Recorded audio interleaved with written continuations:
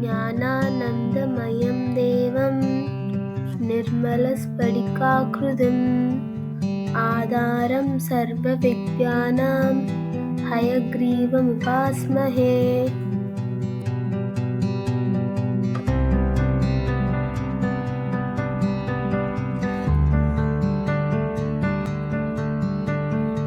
Welcome to our channel. இன்னைக்கு நம்ம மேக்ஸில் ஒரு டாபிக் பார்க்க போகிறோம். மாஸ் ஆஃப் த எர்த் உங்களுக்கு என்னன்னு தெரியுமா? ஆல்ரெடி படிச்சிருக்கீங்க.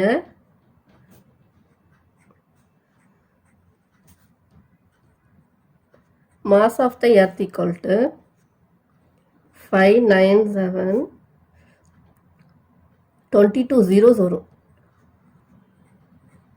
அவ்வளோ லார்ஜாக இருக்கு. நம்ம இதை நம்ம எப்படி ஷார்ட்டாக எழுதலாம்னா 5.97 into 10 power 24 எழுதலாம். நம்ம இந்த 10 power 24 என்னது?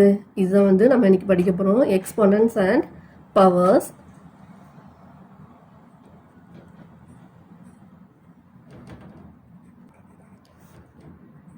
இன்ட்ரோடக்ஷன்.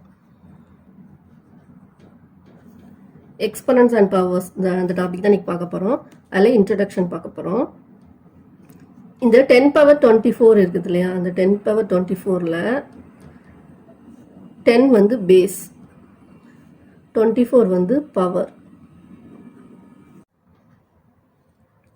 இந்த 10 power 24 நம்ம எப்படி ரெட் பண்ணலாம்னா 10 raised to the power 24.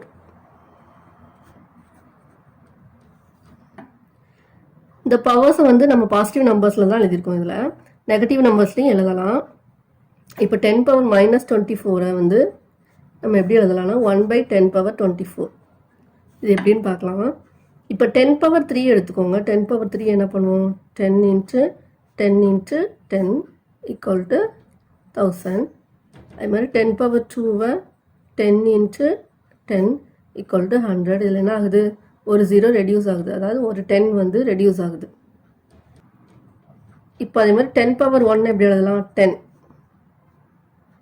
into 1 எழுதலாம். அதாவது 10, இதுலேயும் ஒரு 10 ரெடியூஸ் ஆகுது. இப்படி போகும்போது 10 power 0 என்னது? 1. இதில் 10 ரெடியூஸ் ஆகுது. அதே மாதிரி 10 power -1 அப்போ 1/10. அதாவது 1/10 power 1 1/10 எழுதுவோம். இப்போ புரியுதா? இப்போ 10 power -2 அப்புறம் எப்படி எழுதுவோம்? 1/10 power 2. 10 power -3 1/10 power 3. இப்போ நான் இன்னொரு எக்ஸாம்பிள் சொல்கிறேன். 3 power 3 எடுத்துக்கலாம். 3 power 3 equal to 27. இப்போ 3 power 2 என்ன ஆகும்? 9. இதில் என்ன ஆகுது? 3 ரெடியூஸ் ஆகுது. அதாவது 27/3 equal to 9. 9 வருதுங்க. 3 power 1 என்னது? 3 ரெடியூஸ் ஆகுது. இப்போ 3 power 0 என்னது? 1. 3 ரெடியூஸ் ஆகுது. இப்படி 3 power -1 என்னது? அப்போ 1/3. 3 power -2 என்னது? 1/3 power 2. இப்போ 3 power -3 என்னது? 1/3 power 3 and so on. இதுலேருந்து நமக்கு என்ன தெரியுதுன்னா, அதாவது a power -m, a ஏதோ ஒரு இன்டீஜர், m பாசிட்டிவ் இன்டீஜராக இருந்துச்சுன்னா a power -m equal to 1/a power m அப்படின்னு தெரியுது. நம்ம இதில் கீழே ட்ரை திஸ் கொடுத்துருக்காங்க, அது பார்க்கலாம். ட்ரை திஸ் பேஜ் நம்பர் 194ல் நமக்கு என்ன கேட்டிருக்காங்க? இல்லை மல்டிப்ளிகேட்டிவ் இன்வர்ஸாக மாற்ற சொல்லி கேட்டிருக்காங்க. இதுக்கும் மல்டிப்ளிகேட்டிவ் இன்வர்ஸ்க்கு ஒரு சின்ன டிஃப்ரென்ஸ் இருக்குது. இப்போ மல்டிப்ளிகேட்டிவ் இன்வர்ஸ்னால் நம்ம என்ன எழுதுவோம்? இப்போ 2 power 5 கொடுத்தாங்கன்னா என்ன எழுதுவோம்? 1/2 power 5 எழுதுவோம். ஆனால் இங்கே என்னது? இங்கே 3 power -3 1/3 power 3 எழுதுறோம். இங்கே 2 power 5 1/2 power 5. நம்ம ட்ரை திஸ் பார்க்கலாம். ட்ரை திஸில் ஃபஸ்ட்டு சம் பாருங்கள். 2 power -4 நமக்கு இங்கே என்ன கொடுத்துருக்காங்க? மல்டிப்ளிகேட்டிவ் இன்வர்ஸ் கேட்டிருக்காங்க. மல்டிப்ளிகேட்டிவ் இன்வர்ஸ் என்னது? இதோட ரெசிப்ரோக்கல் எழுதுவோம். இப்போ என்னது 1/2 2 பவர் மைனஸ் 4. அப்போ என்னது 1/2 பவர் மைனஸ் 4னா என்னது 2 பவர் 4. இப்போ 10 பவர் மைனஸ் 5னா என்னது 1/10 பவர் மைனஸ் 5 உள்ளது மல்டிப்ளிகேட்டிவ் இன்வர்ஸில். அப்போ என்னது 10 பவர் 5. நீங்கள் வந்து இந்த நெகட்டிவில் வர நம்பர்ஸையும் இதையும் வந்து மல்டிப்ளிகேட்டிவ் இன்வர்ஸையும் கன்ஃபியூஸ் பண்ணிக்காதீங்க. ரிமைனிங் இருக்கிற சம்ஸ் வந்து ட்ரை தீஸில் வந்து நீங்கள் வந்து செஞ்சு பாருங்கள். ஏதாவது டவுட் இருந்தால் கேளுங்க, கமெண்ட் பண்ணுங்கள். கமெண்ட்டில் எனக்கு ஆன்சர் அனுப்பி விடுங்க, நான் செக் பண்ணிவிட்டு உங்களுக்கு வந்து சொல்கிறேன். நீங்கள் வந்து மேக்ஸ் வந்து ப்ராக்டிஸ் பண்ணால் தான் உங்களுக்கு ஈஸியாக இருக்கும். அதனால் நீங்கள் வந்து ப்ராக்டிஸ் பண்ணி பாருங்கள். Next try these. அதில் எக்ஸ்பான்ஷன் ஃபார்ம் கொடுத்துருக்காங்க. இப்போ சும்மா நான் ஒரு பாசிட்டிவ் நம்பர் எடுத்து செஞ்சு காமிக்கிறேன். லாஸ்ட் இயர் நீங்கள் ஏற்கனவே படிச்சிருக்கீங்க. இப்போ 46,235. இதை நம்ம எப்படி எழுதுவோம்? 4 × 10 பவர் 4. எப்படின்னா இந்த 4க்கு அப்புறம் எத்தனை டிஜிட் வருதுன்னு பாருங்கள். 1 2 3 4 இருக்குது. அப்போ 10 பவர் 4 ப்ளஸ் 6 × 10 பவர் எத்தனை டிஜிட் இருக்குது 3. அப்போ 3 plus 2 × 10 power 2 plus 3 × 10 power 1 plus 5. அதாவது 5 × 10 பவர் 0ன்னு வரும். 10 பவர் 0 1 தானே, அதனால் 5 போட்டுக்கலாம். அப்படி இப்போ நம்ம இதை பாயிண்ட்ஸ் வச்சு பார்க்கலாம்.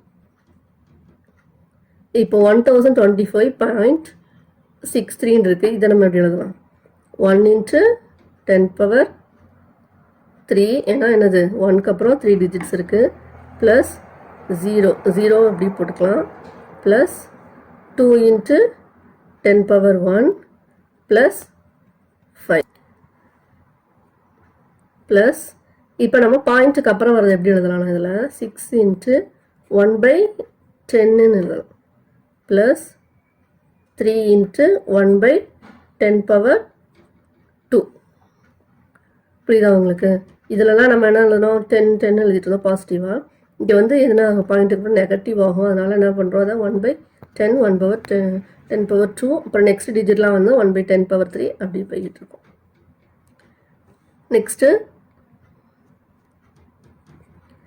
1256.249.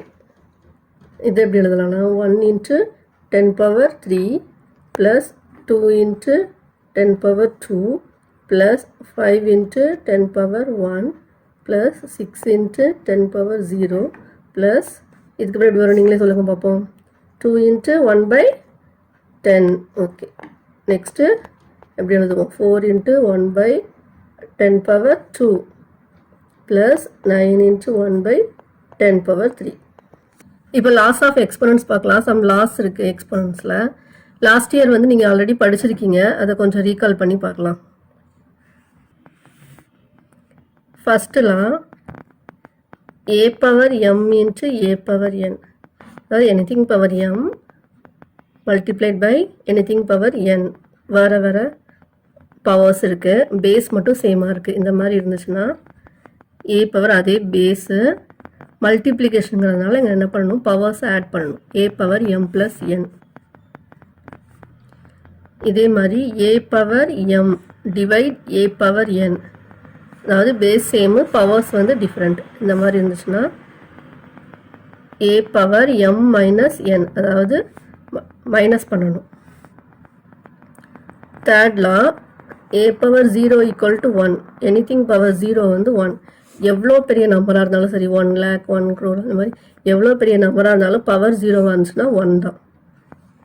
நெக்ஸ்ட் லா வந்து a/b பவர் m, அதாவது a/bங்கிறது ரெண்டுமே வேறு வேறு இன்டிஜர், அதுக்கு பவர் m-ஆக இருந்துச்சுன்னா a power m by b power m.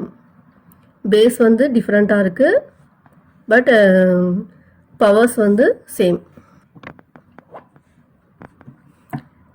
a power m power n இந்த மாதிரி இருந்துச்சுன்னா a பவர் m அதுக்கு பவர் n, அந்த மாதிரி இருந்துச்சுன்னா a பவர் mn. இந்த ரெண்டு பவர்ஸையும் மல்டிப்ளை பண்ணணும். a × b power m equal to a power m into b power m. ரெண்டு டிஃப்ரெண்ட் பேஸ் இருந்தது அப்படின்னா பவர் வந்து m, அப்போ a பவர் m இன்ட்டு b பவர் m.